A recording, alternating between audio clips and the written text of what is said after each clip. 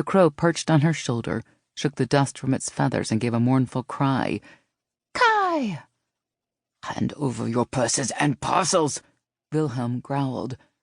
Helvig always placed him at the head of the pack because he towered well beyond 6 feet and had the thick accent of a Bavarian who had not yet acclimated to life in the north. The effect was an intimidating one, and usually enough to make merchants turn out their pockets. He was the oldest of the highwaymen, still young in the face, but of the age where men started settling down and siring children. The traveler reached up to knuckle the crow under its chin. It wore 2 cuffs of gold around its tiny feet, and they clinked together when it shuffled on her shoulder.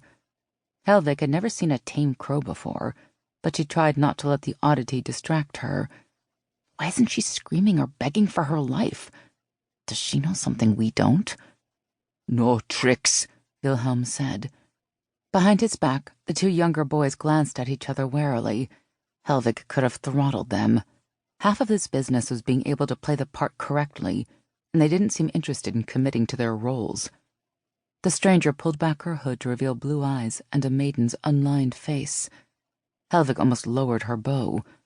The traveler was no older than she was, just a slip of a girl wrapped in an oversized cloak. She had never seen a woman so young out on the roads alone. Pity stirred in her chest before she tamped it down. "I carry neither," the stranger said. Her voice was throaty and weathered, older sounding than Helvig expected. Wilhelm suppressed a shudder. Someone somewhere must have walked over his grave. At least Helvig hoped that was the case. She couldn't afford him losing his nerve again. "Don't be clever," Rasmus said. As usual, he wore a nose that had been broken many times and a tattered army coat that had seen more gallant use. The boy always sounded like he was on a stage, but at least he was getting the hang of what to say. Helvig had been his instructor in the fine art of thievery since they were both 15, and almost 2 years later he was still stubborn and slow on the uptake. The shoulders of the traveler's fox cloak fell back to reveal her collarbones, stark with hunger, and a braid of herbs knotted around her neck. At the end of the necklace hung a small charm inscribed with runes, ancient letters passed down to Swedes and Finns by their ancestors. "She's a witch," Wilhelm hissed. The word rippled through the highwaymen faster than plague on the back of rats, jumping from one man to the next. Helvig gritted her teeth. She was losing them. "Ain't been no witches since the hunts, if there ever were any." A scrawny, pox-faced boy snapped. Jacko was the youngest. All awkward angles and peach fuzz, and he was brandishing a dagger too large for him that was in sore need of sharpening. "Don't go all soft-headed on us."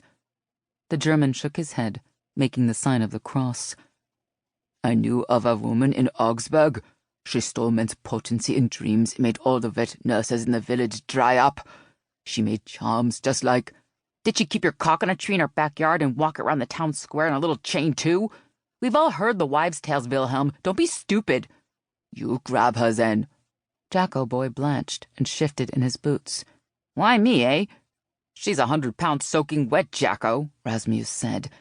He looked like he was having great fun despite not being willing to take a step towards the girl himself.